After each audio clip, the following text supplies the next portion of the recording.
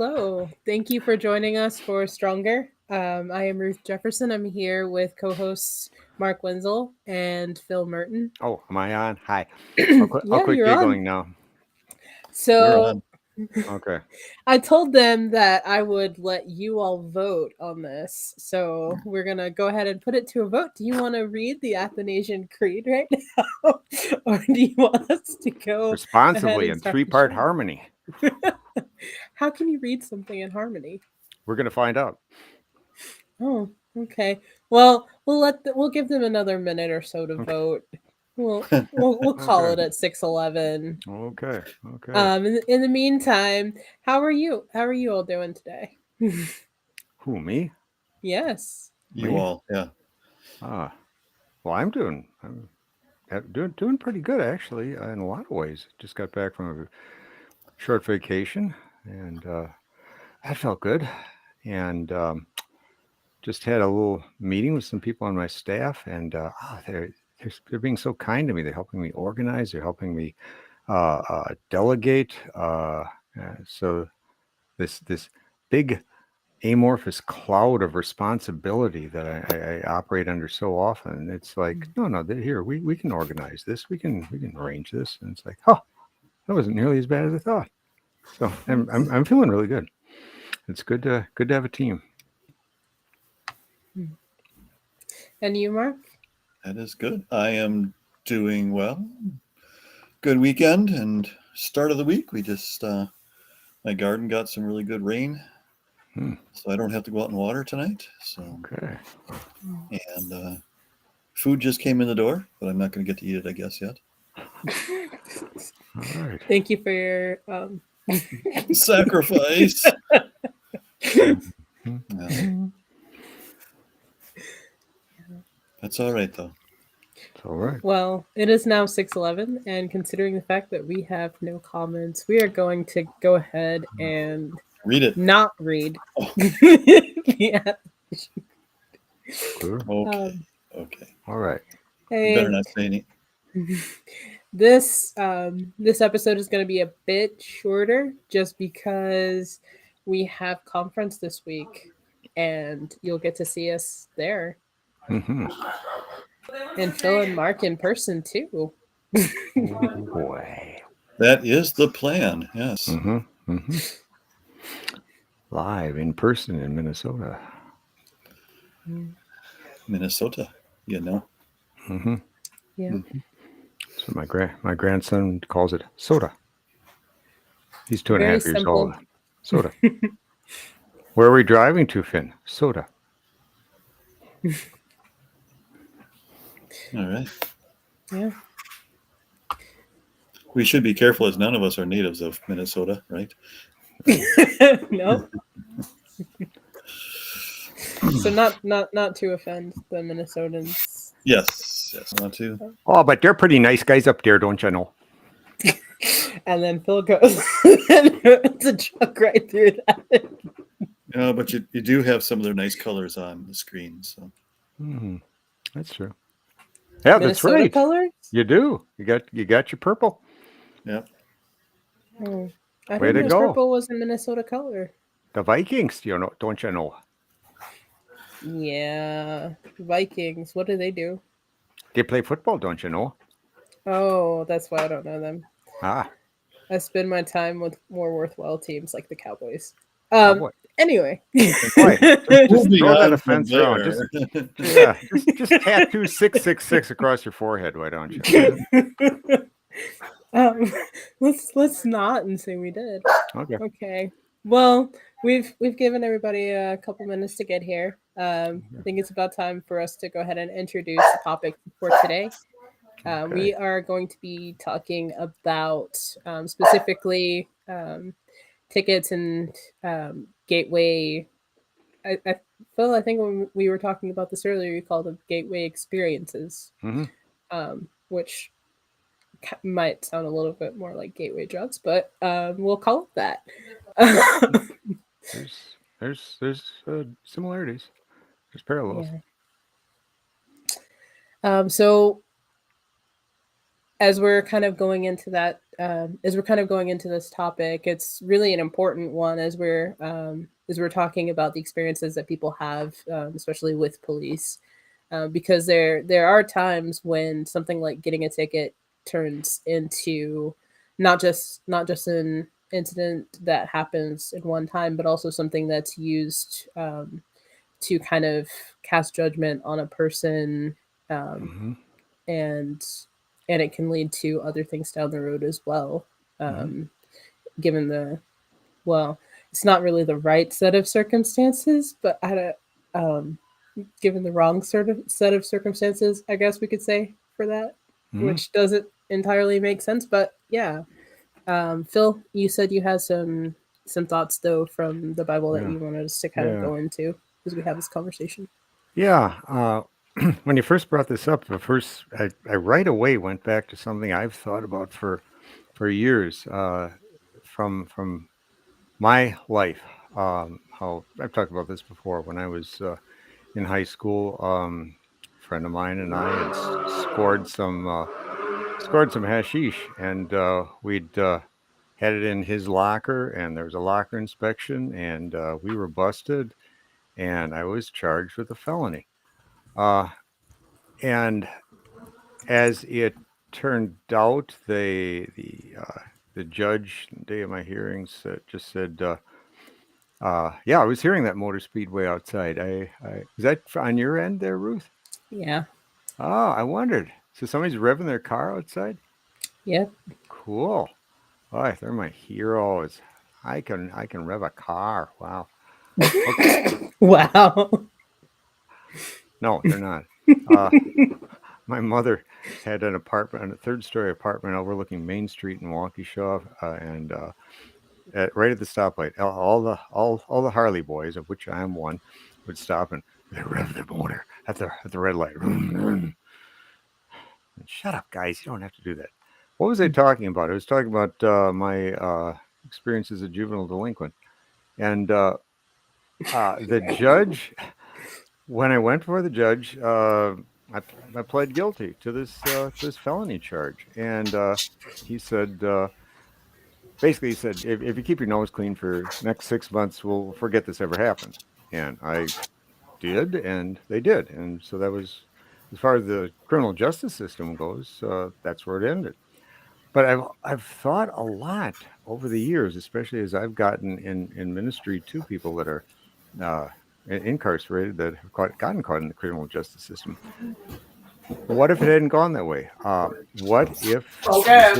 What if the decision was made that this guy needs some time in juvie? How would that have changed the trajectory of my life?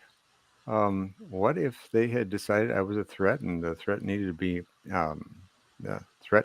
knocked down or by punishment? Uh, you know, wouldn't have been around my family for however long that was. Wouldn't have been around their influence. Or would have gotten to meet a whole new class of peers that I would have definitely gravitated toward. Now I was looking for trouble back in the day.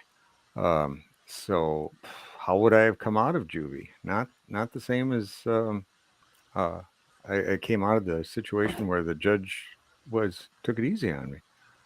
Um, and I'm just thinking, okay, that was my experience went that way, but for a whole lot of other people, you know, you're charged with drugs, and ooh, we're scared of that, and we're scared of people like you, and we're gonna lock up this threat. We're gonna make this threat go away. And where does that go?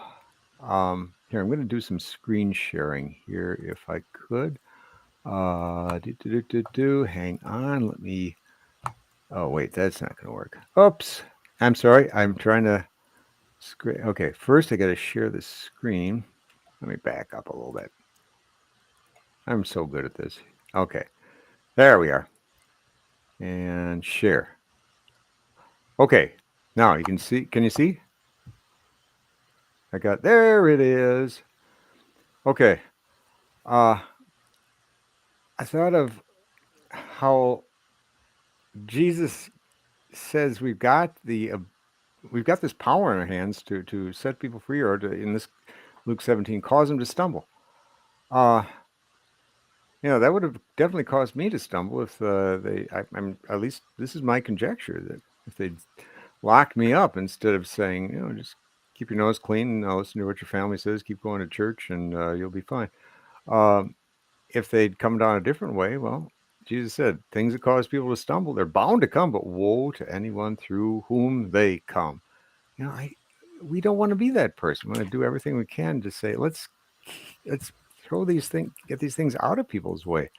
And how do we not do that? The next paragraph, he says, if your brother or sister sins against you and if they repent, forgive them. What's the solution? Forgiveness.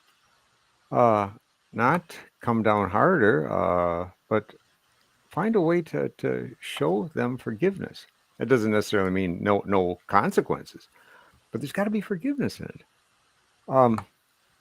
And Paul in Romans 2, instead of passing judgment, you're he said that God's way is to lead you to repentance by kindness. God's kindness is intended to lead you to repentance.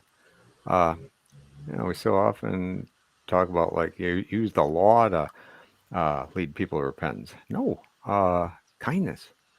Uh, and then Paul in 2 Corinthians talking about that guy that had caused so much trouble for the congregation in Corinth. He said, "Now he's seen what he knows he's done wrong. Uh, he's grieved all of you, and he did get a consequence, and now forgive and comfort him, so he will not be overwhelmed by excessive sorrow." I should have highlighted that one too. Um, if a person loses hope, gosh, I'll never be good enough. I've messed up. I don't belong with good people. That's at the end here. He says, um, I've forgiven in the sight of Christ for your sake, in order that Satan might not outwit us. We're not unaware of his schemes. Well, Satan works through unforgiveness. Satan works through judgment, rejection, resentment. Um, how do we outwit him?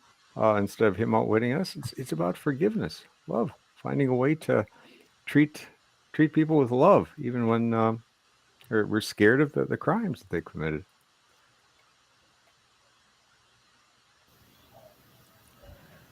Here endeth the reading. It's some good stuff, Phil. As far even that, especially that first one about the stumblings and causing someone to stumble the way that you. Okay. Yeah. Not usually the way we hear it talked about it in that specific. Think of someone who's done wrong, causing them to stumble more. Yeah. Is not usually in our thought process. That's not usually in our thought process. Yeah. Anything they're getting once they've done something wrong is their problem. It's their fault. Mm-hmm. And so to actually put that back on us to say how we take care of this person who has stumbled really has huge implications in our world today and in our criminal justice and the fallout that takes place. Just from your own experience, saying what would have happened, and there's just story after story of people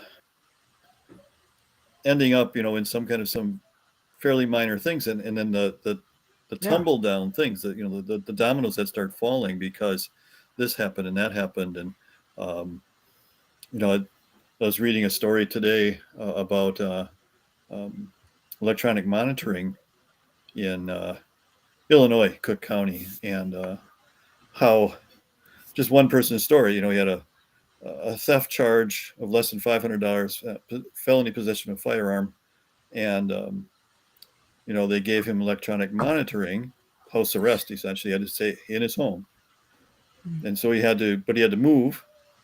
So he lost his job and lost his car, and then while he's on this, the monitor is sending false alarms almost daily. Yeah. And there was one time an officer came to the door and was pressuring him into saying that he left the house to take out the garbage, and then that would have been a violating the terms of it. And it's like he had to work hard to try to prove he had to actually take video of himself that no, I was here when this alarm went off. And even then, they didn't want to look at it. And it just, really gets into talking about how it's kind of messed him up, where now he steps out the door and he's not on that anymore. And he steps out the door and he feels like he's breaking the law. Kind of a traumatic response. And it's just a very interesting highlight, and we talk sometimes about, well, okay, that maybe that's better than having somebody sit in a county jail waiting for their trial. They're home, but what is home like? What's that system like for them at home? Just because they're not in the jail doesn't mean that everything's wine and roses, because you've all the rules that go with that electronic monitoring, all the problems that might come with it. So that to me was just eye-opening as well, as far as the fallout that takes place. One event that can lead to other things, even though, right or wrong, I mean, he was not convicted of him and is innocent, and so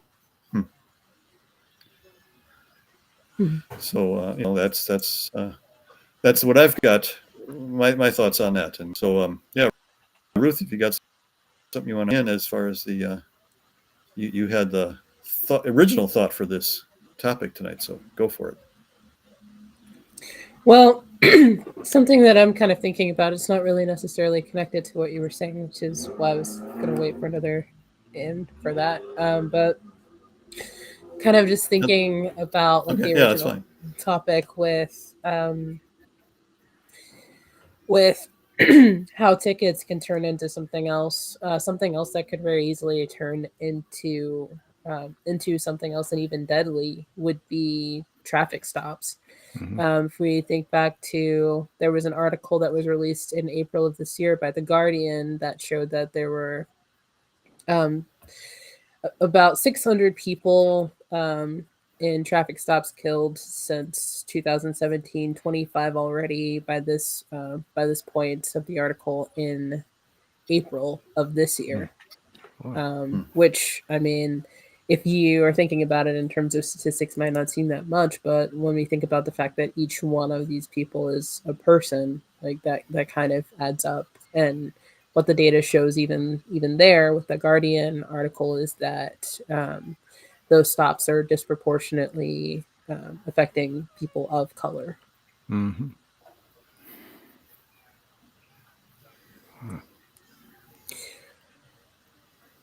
Okay, you're saying that bit there, it's not just a traffic violation escalates into, well, we found you something else on you. Now we got an excuse to take you to jail, but somebody got an excuse to shoot you, or something happened and escalated into something lethal.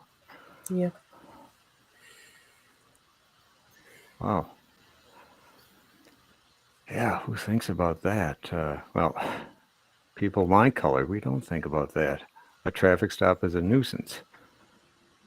Not something like, will I live through this?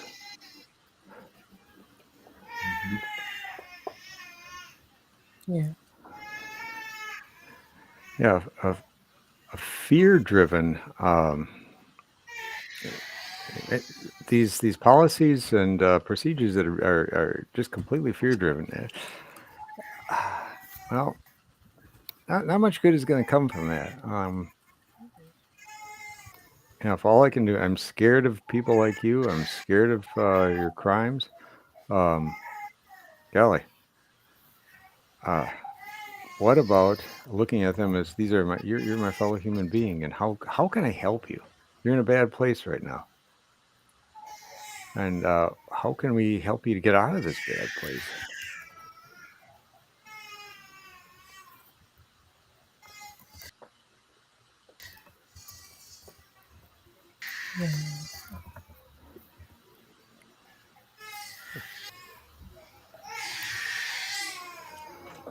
Listen to that poor little boy. What are they doing to him? My goodness. Your chicken's good. Ah. Well, my food's good, I guess. Would you like some? Would you like me to make you a plate? Your grandson said your chicken is good. All right. So yeah.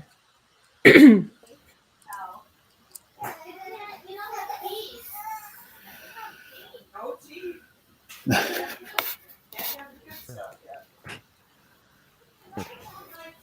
I'm just kind of feeling like we're a little bit off right now. Go.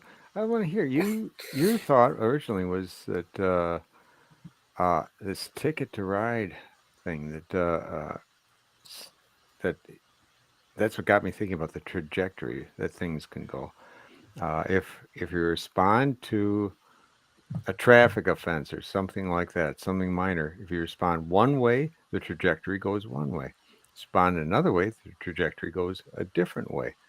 Um, what does that ticket mean? Does that ticket mean drive more carefully next time, or is that ticket going to be um, if you're scared of people like you and I want to knock you back into a place where I don't have to be scared of you?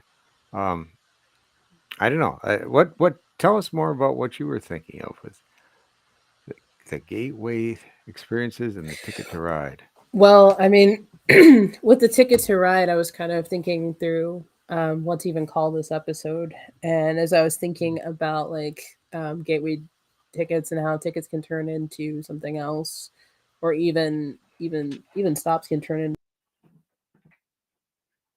like thinking about the game where you're trying to build these roads and you have other people that are kind of in the game with you, Hmm. but it's almost like this incentive is to keep you from building this bigger road, which Ah, it actually is the incentive in the game. But that's like, right. unfortunately, as we're thinking about like society and life in general, like life is not a game. But we pretty much, as far as like the rules of Ticket to Ride, I mean, we're pretty much there as well.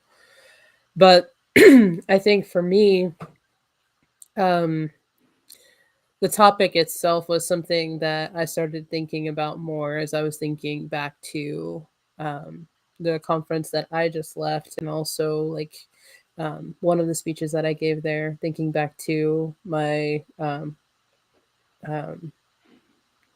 thinking back to my brother's experience with kind of like the way that there seemed to be almost like this path of escalation, getting pulled over at one point because of apparently like unpaid parking tickets, and then getting pulled over like years down the line because they thought he stole a Hmm. car, which he hadn't.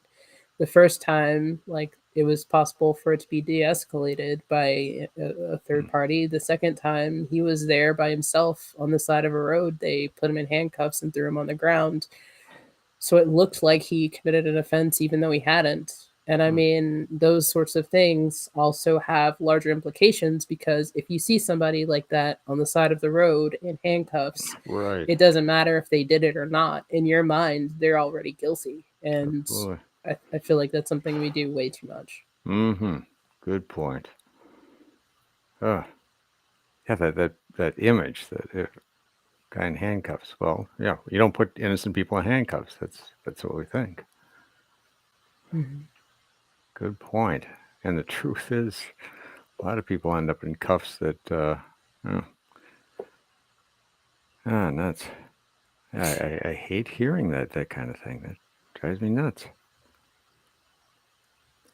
You know, I'm just going back to my experience. I'm talking about the judge that heard my case and said this guy doesn't belong in jail. But the DA, the county district attorney at the time, he was on the warpath. The reason that I got charged with a felony, it was because we had had a little bit of dope in our locker. It was a tiny bit, but he was on the warpath. We're going to stop this menace. So wasn't looking at me as a dumb teenager just trying to experiment with drugs and let's get him off this. He was looking at me as a menace, and so he rather than charging me for whatever he could have, he said, "No, you are. This was you're what's the term?" Because I asked my buddy to score the dope for me. I was making a minor into inducing him to be criminal behavior. So that's a felony.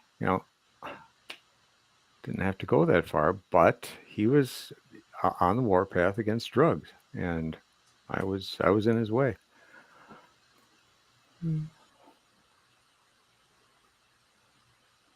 So, You know what? go ahead. I'm having another thought. It's not really connected, but I feel like we have kind of gotten to that point at this point with this show anyway. Mhm. I think the natural tendency that people have towards assuming guilt in these situations is not only something that contributes to further like a continuation of this kind of cycle, but it's also something that contributes to people not really wanting to speak when it comes Mm. to them having been victims of this, because if Yeah. people are seeing it, that's one thing, but if they're not seeing it and then you're trying to talk to them about the way that you're feeling about it, that's something completely different. For example, for me, like I wasn't the one that ended up being thrown on the side of the road, but Mhm. I have been in handcuffs before for something else, um, because as we talked about in a previous episode, there are certain things that are considered crimes that should not be actually considered crimes, such as an attempt to Mhm. take one's life. Um, Mhm. and so I ended up in handcuffs because of that, and then also forgetting handcuffs for a second, like just typical like daily interactions with police officers can be concerning in that way too, because if you have a negative interaction and you express that, then the question is, what did you do to cause it? Like I'm Yeah. thinking, I'm not sure if it was if it was a couple few weeks before or a couple of months before the fire that ended up happening like a couple years ago. um, but it was nighttime, and I ended up being stopped by an officer at the complex where I lived because they assumed that I didn't live there. Hmm. Um, we won't talk about the fact that like they did not stop anyone else, or the fact that they waited until I was in a dark corner basically in order to talk to me, which Hmm. honestly I feel like that was inappropriate. Hmm. But I mean, I also was in a place where I knew in myself that I didn't want to talk about that because I knew that the natural assumption with that would be that I was doing something that I shouldn't have been doing for them to make that assumption in the first place. Uh-huh. Oh, that idea that if you're in trouble, you must have gotten yourself there. Uh, that's that it's looking at karma as the fundamental driving force of the universe rather than God and His grace. Who's in charge? Is it God or is it karma? You know, it's the kind of thing that Job's friends uh, that they were going by. All this bad stuff is happening to you, Job. Well, bad stuff doesn't happen to good people. See, you must have done something. You find out what it was and repent, and all will be well. Uh, Mm-hmm.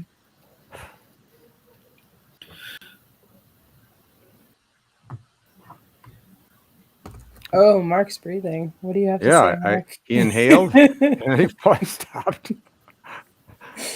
Inhaled and froze, and now he froze again. Oh dear. Ooh. I know he's trying to break out of the freeze. I can see him, but ooh, it's so hard. Yeah, mine keeps kind of shutting down on me a little bit here. So, Ah. um, but the the thought that came to mind was,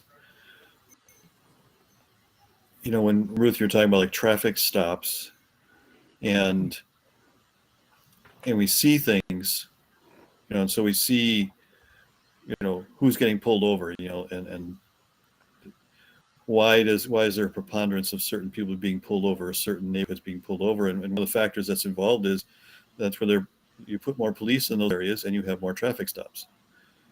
Mm-hmm. And that's a conscious choice that's made to do that, and then that skews your statistics and it skews our Mm-hmm. perspective on guilt or innocence. And the bottom line of this whole conversation that's striking me is,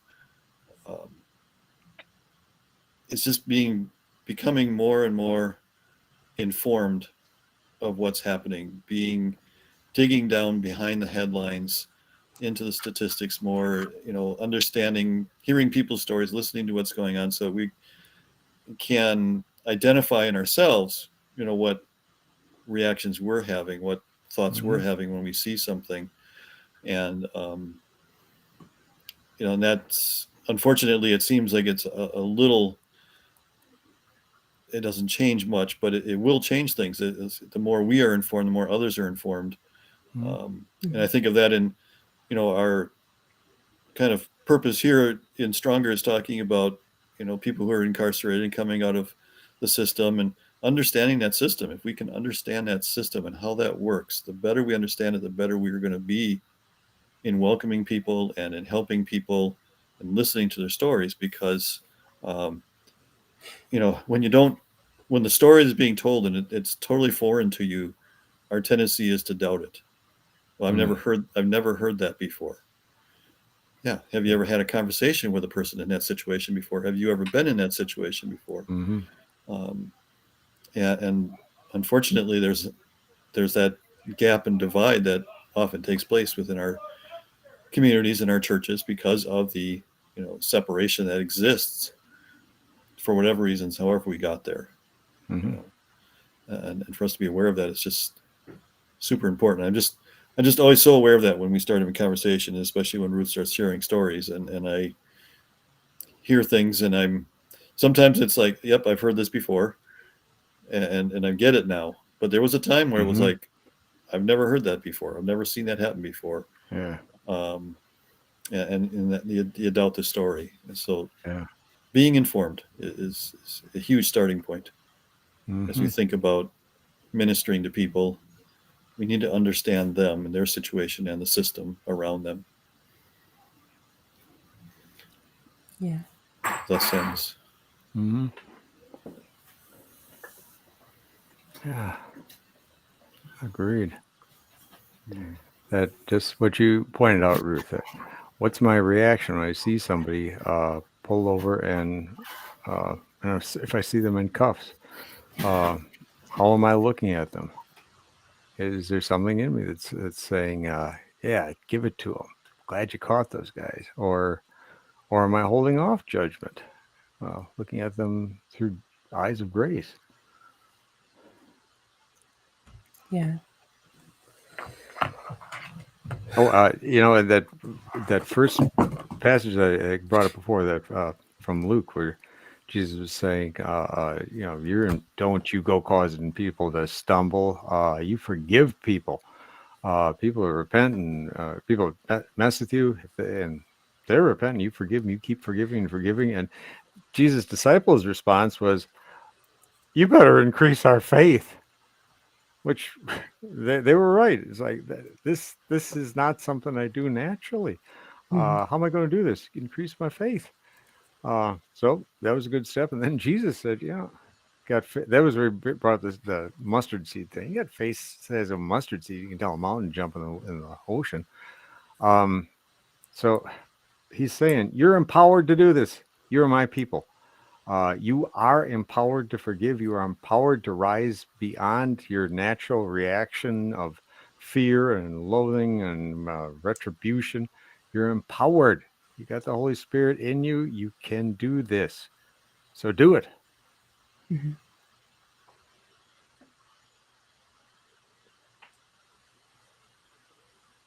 What? Mark, we can't hear you, which is a shame because you were talking complete sentences. Dear. Let me try that again, then. I'll turn my microphone on. Sorry about that. Complete sentences. Now that sounds interesting. Well, as opposed to other times. You're normally so Yes, quiet, and then like when you say something, it's like a rarity. All these syllabic words and everything. Well, okay. Yeah, it was beautiful. We missed it. So I was bringing up Romans chapter 5, and Paul says, since we have been justified through faith, we have peace with God through our Lord Jesus Christ. And, and that leads to us rejoicing in the hope of the glory of God. We have this peace in us, and the peace of God helps us to live in peace with others, but we have to go through some things to get there, right? We have to, and the rest of that passage, that area in the first 5 verses talks about we rejoice in our sufferings, because suffering produces perseverance, character, hope, and hope doesn't disappoint, because God has poured his love out into our hearts by the Holy Spirit whom he has given us. And that's what, Phil, you were saying, God's in us, the Spirit is in us, and that gives us peace from the justification side of things, and hope, from, we can do this.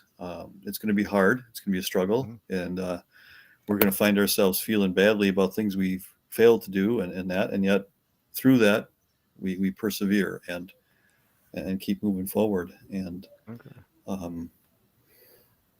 that was struck me. That was church yesterday kind of thing that was on my mind, in the sense of how we, instead of conforming to the pattern of the world that we see around us, of people operating from fear so much. Yes. Because the news report just keeps coming on and keeps telling us to be afraid. Right. The statistics, that they've been throwing at us for the past month now about mass shootings, and then just all the other statistics of, of things that are happening. And so many of those statistics, we can use them for good information that could lead us to say there's a problem, we need to fix it, or it drives us to fear. And I've heard fear coming from people I wouldn't expect it from lately. I can't honk my horn at anybody anymore. I can't do this anymore. I can't do that. And it's pushing us away from each other instead of closer, and when we operate from fear, that's when we continue. Then we don't care how they stumbled anymore. If we're operating from fear, so they fell again. So what? They started it. Yeah. And so we've got to. That's where the peace that God gives us drive the love, right? Perfect love drives out fear. And it's okay. the love of God. Let's talk about fear for a second, because you've hit on a topic that I usually try to avoid, but you brought it up to the doorstep. So. Okay.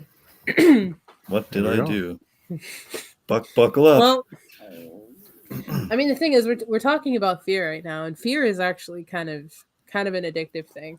Once you get into fear's grasp, it's kind of difficult to kind of get away from that. It really is spiritual warfare in and of itself.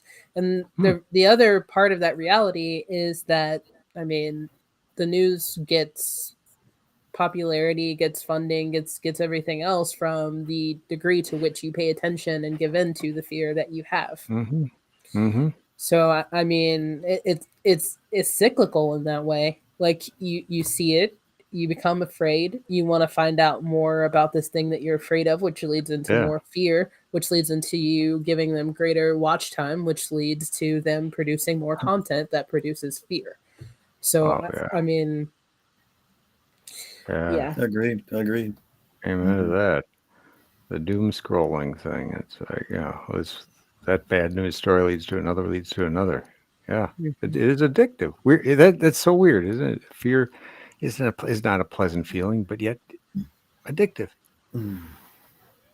Yeah, because I mean, I think part of it, and I'm not a psychologist, but I think part of it has to do with the degree of control that we feel, even though we feel completely powerless. Because when we're not afraid and we're just living our everyday, there are things that come up. They might be too big for us, and we might not know how to necessarily overcome them. But if we are afraid, part of fear is not knowing.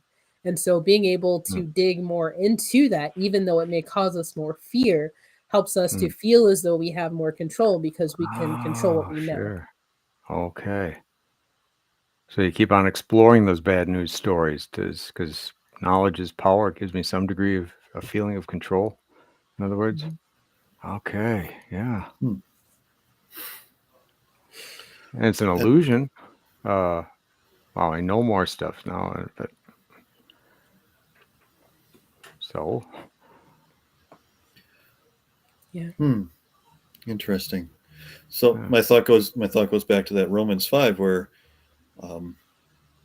there is suffering, there is terrible, there are terrible things going on, and on the one hand, I guess Ruth is saying, sometimes we just kind of focus in on that and go deeper into it, in a negative spiral. Other people's reaction to it is, I don't want to hear that at all. La la la la la. Don't tell me what's going on. And I think, for me, the thought there that came up with, the suffering leads to perseverance, perseverance to hope is, no, there are negative things going on. Face those negative things, but know that you're not facing them alone. And Jesus is going to walk with you through that. He's going to give you the perseverance to fight through these negative things that are happening around us and say, where is the hope? Hope within it. And quite frankly, sometimes we come to the conclusion that we are the hope, that we are the ones that can say, I'm not going to be the fear monger. I'm not going to be the one that's the one that's buying into the fear and cowering from the fear. And I'm not going to be the one that's also arming myself against the fear to hurt others. But I'm going to be the one walking in the middle of that saying there's peace. And that I think that's the unique position that the Christian is equipped to take and should take, that we often fail to take because we drift either way. That's what that struck in me today when you brought that up, Ruth. Good. Yeah. What am I going to give into that fear, or voice the middle ground? Is there a third way between apathy and descending further and further into terror? Is there a third way? And of course, there's a third way.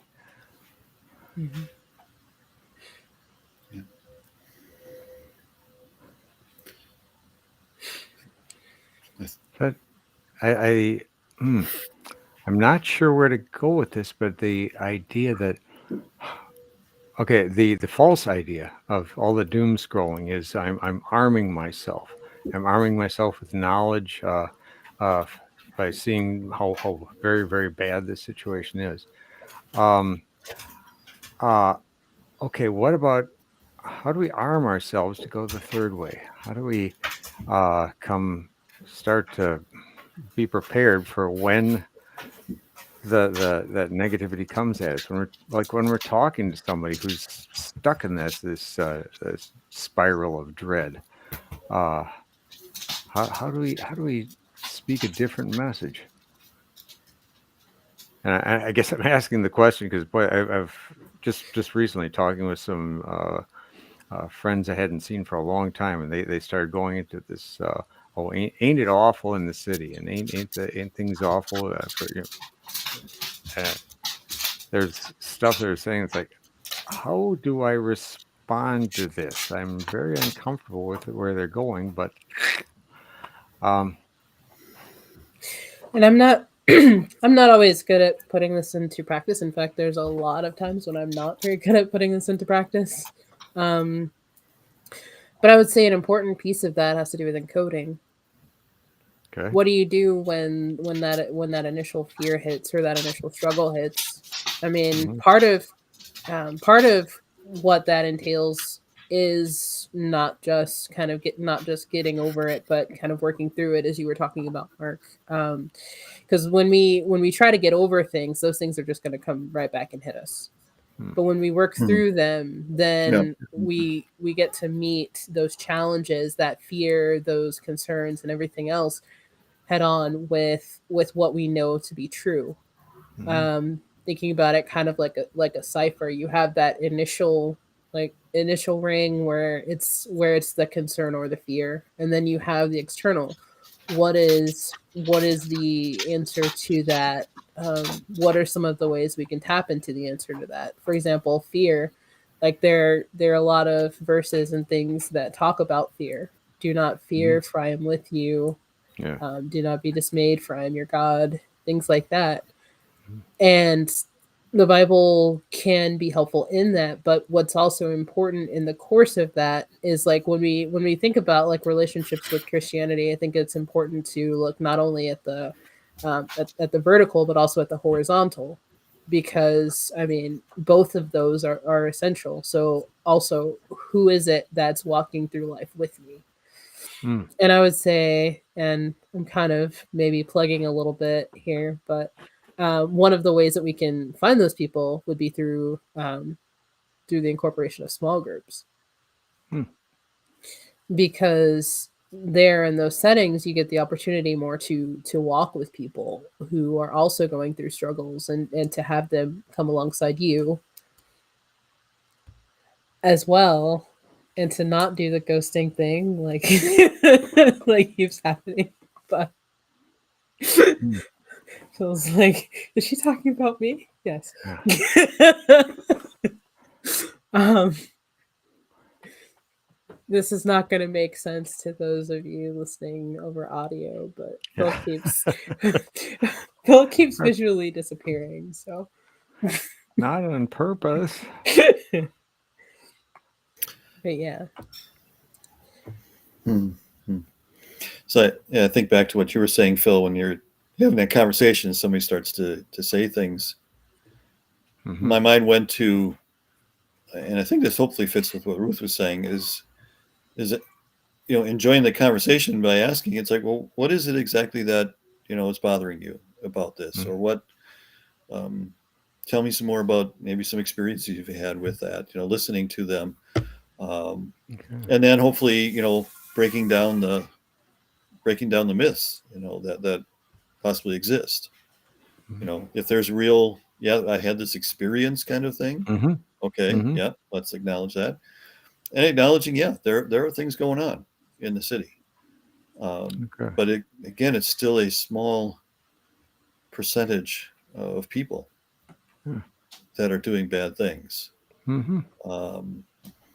What do we know about, and just really breaking through some of those things. And that's only comes from just people have to be willing to look at things and, and be willing to keep their eyes open and not just listen to the bad news, but see the positive news of Mm-hmm. God's love and God's grace that exists in the world around us.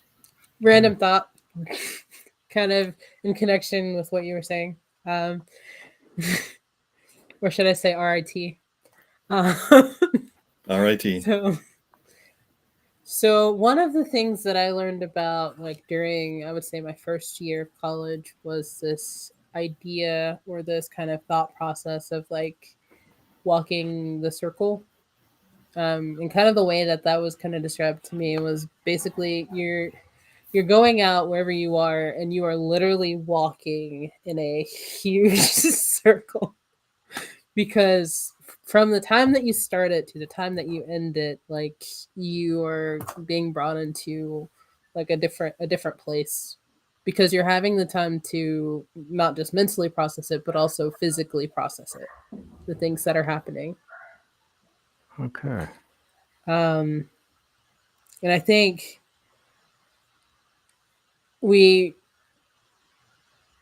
I think that's something that can be incorporated, as we're thinking about like how we kind of work through things. Walk in this circle. Mhm. Tell me, help me understand. So, rather than seeing myself staying put, I can see just fine from where I'm at. I can see everything I need to see. Don't settle for that. Start walking the circle, seeing Yeah, what I else there is. mean, ultimately, we can only see from the point where we are. Okay. If there's a problem that we're looking at, and that seems to be something that's beyond what we can handle, then Okay. obviously there is something that we're not seeing, Okay. that we will see once we're out of it. Okay. And so walking the circle is another way of kind of gaining that perspective. Okay. NRIT. Not random. Interrupting thought. Okay. Walking the circle. And you brought that up, and I'm not sure if it got technically that's the name of it, but actually in like human resources, corporations and that, there's actually a technique of doing that, like in conversations with people where there's conflict, and you recognize this is where I am, and I need to walk physically to another spot so I have a different perspective, and that's where I listen to the other person, and then there's a it's more of a, I don't think it's a circle, but the person I was talking to about one time, they shared that with me, and they said, yeah, there are actually some companies that they actually have carpeting that's permanent with that stuff on it. And there's an issue, we're going to that room. We're going to do this. We're going to walk the circle or walk the square, work this conversation by actually. Uh-oh. Oh no, Mark, you muted yourself again. Or somebody muted you. Something, yeah. This, okay. Huh. Anyway, okay. But that we only lost a little bit there. Okay. And I think I was just at the point of just that, this is, you start with, this is my story. This is what I understand the situation to be. What do you understand the situation to be? And then then you start to, work the problem. That, but I think that's just, a good, very practical thing. Sometimes, and there are times I feel like I should almost do it more, is like actually walk, in the city more, be in the city more, be around these places, and not just, driving. I can certainly go places. I can go to church and I can drive around a problem area, or I can drive through it. A problem area. It's that some people would avoid because that's a bad part of town, so I'm not going to go through. I'm not necessarily speaking that and yet language by right time now. in different places. There he is. Yeah, there you are. Okay. And now you're calling again. Man, you're breaking up there a bit. You're going, yeah. Yeah. It was so sad to hear.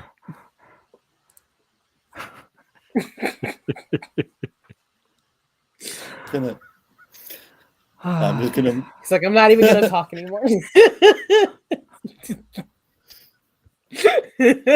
I think I'm going to try that next time I'm preaching. I'll just kind of, my signal will break up in the middle. I'll be talking. Kind of jerk around. Yeah. Oh my goodness.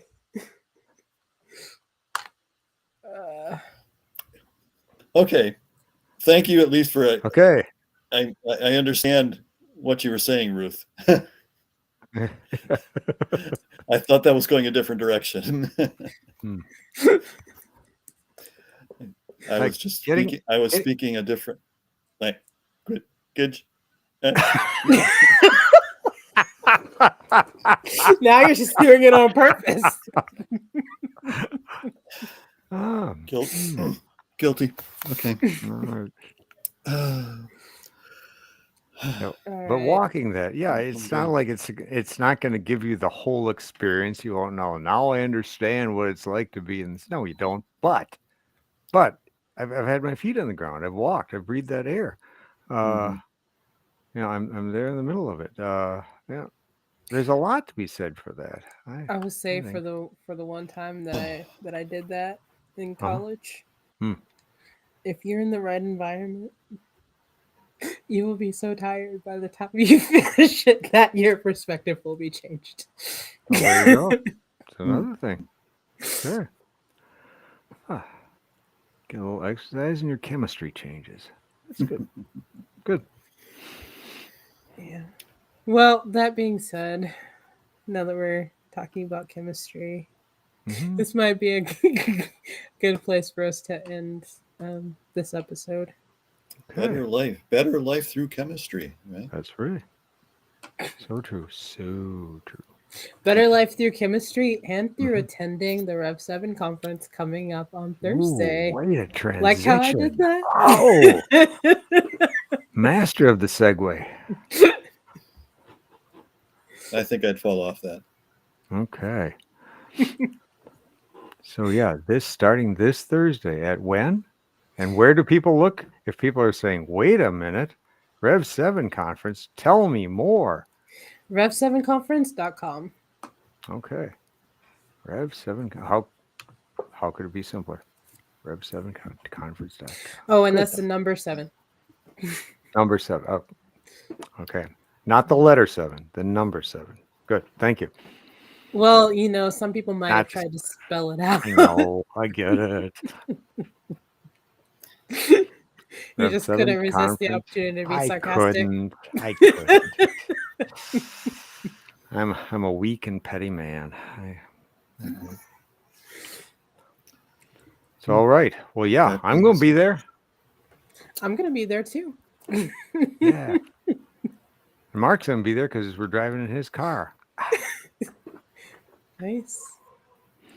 Oh, and if you don't have time to catch the whole of the conference, I would definitely also recommend checking out the panel on the first day. Because, Good. yeah, that will be a good way to kind of get your feet wet while thinking through kind of how you can be more a part of your community. Wonderful. Excellent. Beautiful. Yeah.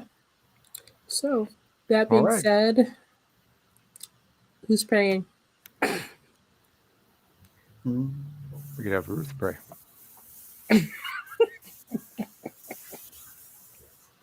Good. Agreed. Mm-hmm. Mm-hmm. Ruth pray? Mm-hmm. Mm-hmm. Really? All right. God, thank you for a wonderful night and for us being able to come together and to talk about important things that are going on in our world and in the communities that surround us. Give us wisdom as we go forward.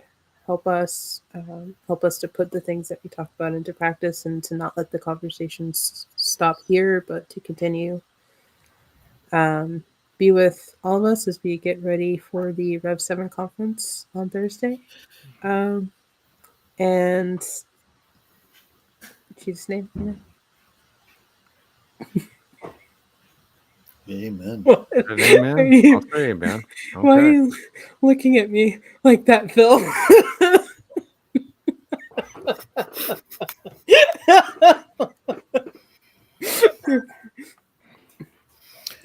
Oh, Your facial expressions. My facial expression. They're just priceless.